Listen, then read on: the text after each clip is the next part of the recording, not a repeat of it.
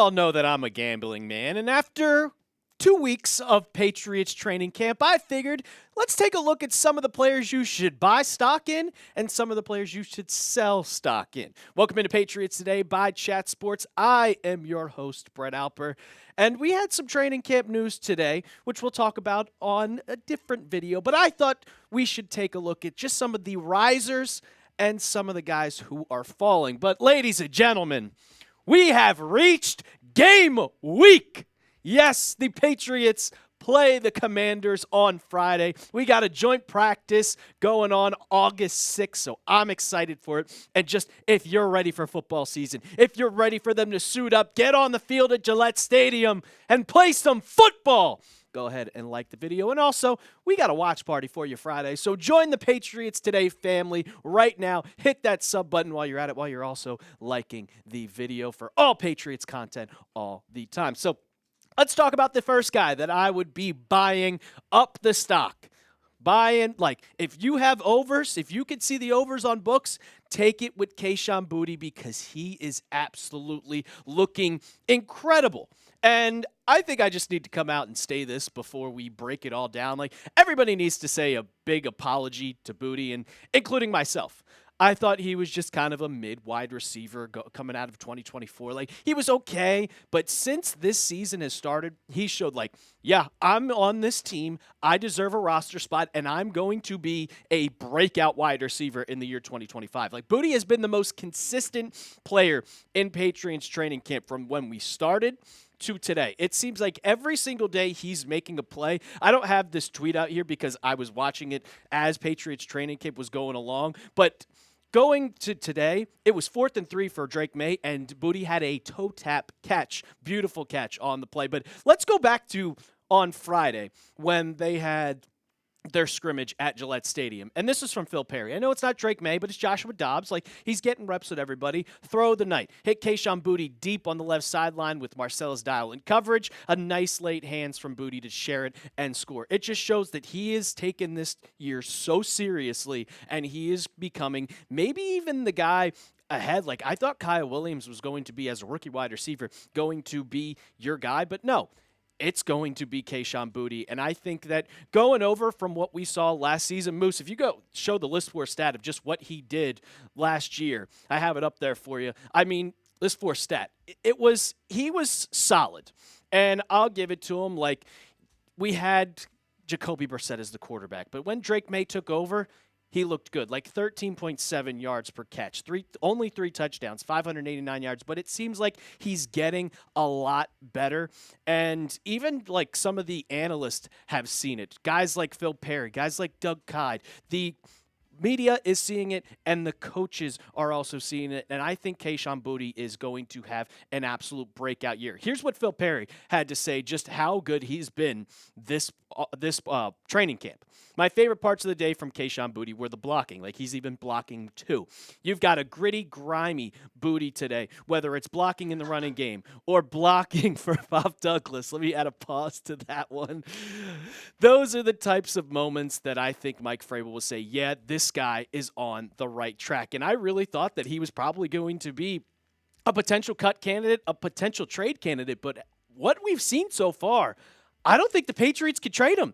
I think he has to be on this roster, and now you have 5 guys. So that's 5 roster spots going for wide receivers. There's 2 left, so we'll talk about that in later the show, who's going to be those 2 guys. But we started our August sub battle, and guys, I'm pretty impressed because it is August 4th, and Patriots Today already has 55 subs. We hit 27,000, which is an amazing milestone, but I'm trying to beat the brakes off of the Bills breakdown. They got 42. They're right behind. So go ahead, hit that sub button if you want to beat your AFC East rival. I know it's not on the field, but it's on YouTube, so you guys can get involved. So hit that sub button today for daily Patriots news. All right. Going with a stock down, and I'm starting to get very concerned. I don't like this whatsoever, but if I'm selling, if I'm not going to gamble, it's on Carlton Davis. And it's nothing that Carlton Davis has done. It's the lack of what Carlton Davis has done on the field. He's only been limited the entire training camp. He started on the PUP list, And then he got cleared off the PUP list, meaning he passed his physical. But since then, he has been limited. He didn't participate in the scrimmage. He hasn't participated in practice fully. And it's starting to get a little bit eye-opening because we're getting to the first preseason game. If he's not playing at all, practicing at all, I know you can do individual work, but you don't get that true feel unless you're suiting up the pads, going team drills. And he hasn't done that. And going back, we know all about Carlton Davis's injury history. I've talked about it on the show. You gave him a 3-year, like $60 million contract. You're expecting him to be your second cornerback next to Christian Gonzalez. But look at this injury history. 2021, 10 games. 2022, 13, 3, 12 games. 2024, 12 games. That is 4 straight seasons of him not even playing 14 games, not playing 3/4 of the season.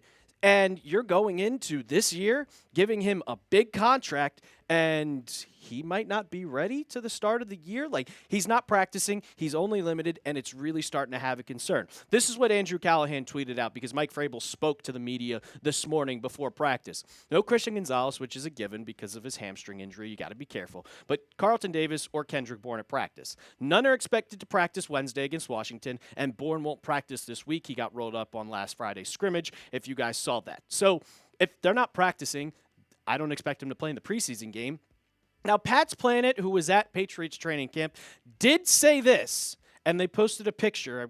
I wish I could show that. I didn't post a picture, but it's easy. Like, even though Coach Vrabel said Carlton Davis won't practice this week, it's now being reported he'll be limited today. He's currently present on the practice field, and he was in uniform. But I will say, like, you could be limited, and that's just getting in your work, but are you really in football shape? Are you really going to be in that football kind of grind because you're not going up against anybody? You're just doing limited drills. You're not going full on with team. That's a problem. So I would go a little bit stock down with Carlton Davis. I hope he's healthy, but you got to get healthy or it's a problem because week 1 is just about a month away now.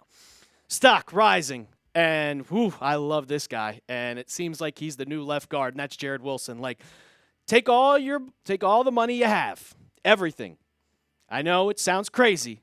Take all of it and put it on Wilson. Like the 2025 third-round pick, he has been incredible during camp. He's been looking impressive against Milton Williams. He's been looking impressive against Christian Barmore. It just seems like he's coming to camp, and he doesn't even look like a rookie at this point. Everybody is really, really high on Wilson, and so am I, because I was high on him coming into training camp because he really was limited throughout OTAs and mandatory camp. But now, once he's fully on in, he has shined. Like I said it before, take all the money you have, take your mortgage, I don't care. Put it all in. Throw the house on Jared Wilson's stock because in just 5 practices, I know the left guard spot was wide open because Cole Strange, just like Carlton Davis, has an injury history, and he has not been that great. In 5 practices, he won the starting job. That quick. He was like, they saw him. They said, all right, we're putting you at left guard. And I updated the depth chart for you because, Cole Strange, he's out.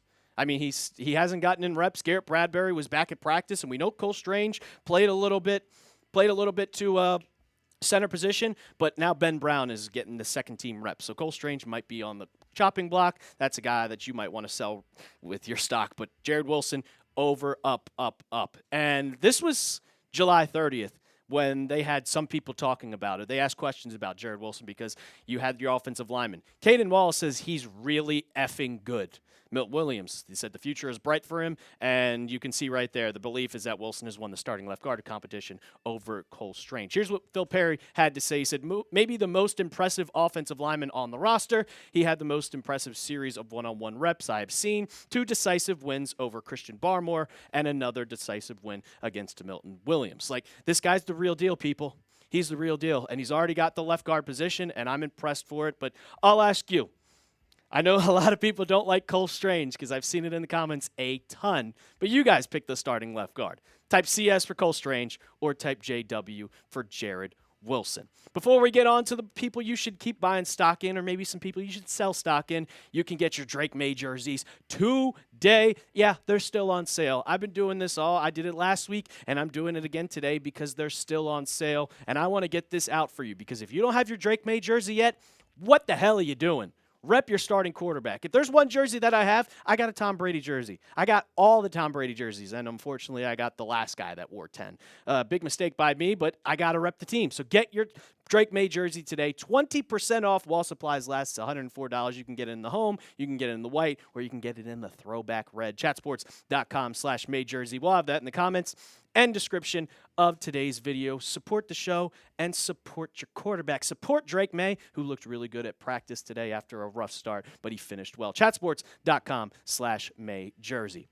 All right, this is going to surprise a little bit of people, but if you paid attention to the scrimmage on Friday, the stock is falling. The stock is falling, and the sky might be falling for Ramondre Stevenson. And he has been trying to get in shape a lot. He has lost about 20 pounds, but overall, he's still kind of having the same problems that he did. Now, this is a make-or-break season for Ramondre. They drafted Travion Henderson, who has looked really, really good in pass coverage, and we know about the Josh McDaniels-type offense, how it's going to be a lot with involving the guys. But since that 2022 season that Ramondre had, where he had 1,000 yards, it has just been like 4.6 in 2021. What I'm looking at is the yards per carry. 5 in 2022, then it dropped to 4 in 23. And last year, 3.9. But yeah, 6 fumbles lost. He had 7 fumbles total. That's a problem. 800 yards. You can see it, and this is why it's a big problem. Because he's still fumbling. Some things have never changed, and he still, to this day, has not fixed it, because we saw during the scrimmage about how he was looking decent. He was doing a little bit better, but you saw this from Evan Lazar, and this is a scrimmage, people, where they're not hitting. They're not tackling, and he lost a football. He fumbled after picking up a nice gain in the outside run, and an undrafted free agent, Brandon Crossley, forced the fumble. You're losing fumbles where you're not even allowed to fully tackle. That's a big problem. That is a huge problem. And Mike Vrabel was asked this morning on what is the deal? And he said everybody has a clean slate, but there's also things that have to be changed and be better. And when you look at that, he's like, Ramondre, you're still fumbling, and you could easily lose your spot to Travion Henderson if you fumble. I would say if he fumbles once, like week 1 or 2, Henderson's going to get he's going to get the jump to RB1 easily. Ramondre did say he's looking to get a lot better. Down 10, 11 pounds, just better weight, though. A lot of lean muscle on me now, trying to unlock that breakaway speed. But it doesn't matter. If you unlock that breakaway speed, you had to hold on to the football.